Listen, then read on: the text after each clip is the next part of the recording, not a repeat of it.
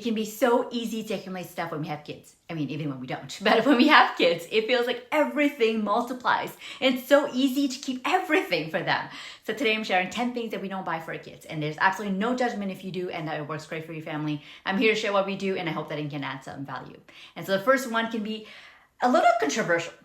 We don't buy birthday or Christmas gifts. For context, we have 4 girls, a 7 and a 5 and a 3.5 and a 1.5-year-old.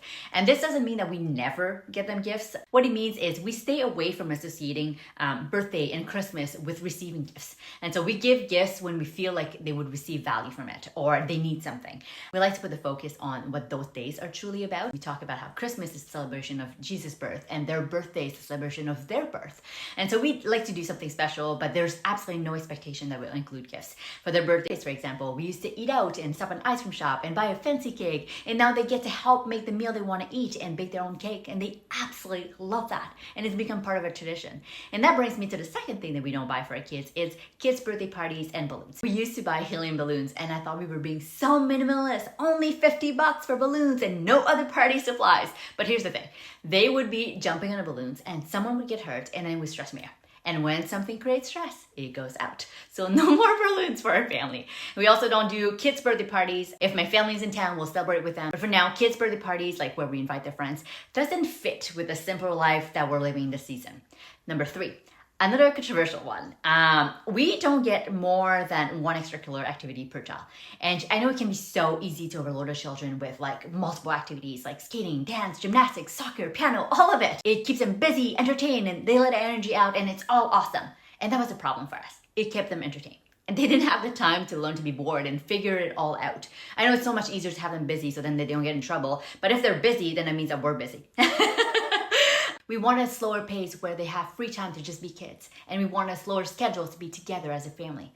That's another reason where for us, we only do activities during the week. Saturdays are family day and Sundays are Sabbath. Number 4. Any character theme, like TV shows, movies, dolls, Disney, anything like that. I absolutely loved Disney as a child. I loved going to Disneyland as an adult and taking pictures with all the princesses. I loved Jasmine from Aladdin because she was outspoken and beautiful and just amazing. But for whatever reason, I didn't have the desire to introduce any of that to our children.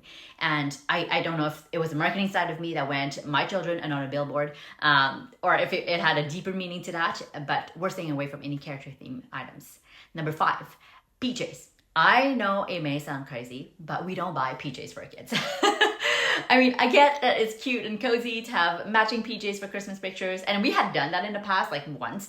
But outside of that, can we just sleep in comfortable clothes? Like maybe that's just me. Our girls wear a pair of leggings that they usually wear the next day with a dress and a t-shirt to sleep in, and it works just great. Number 6, toys. Any toys. Even the wooden ones, the educational ones, the awesome ones, we haven't bought any toys for our girls.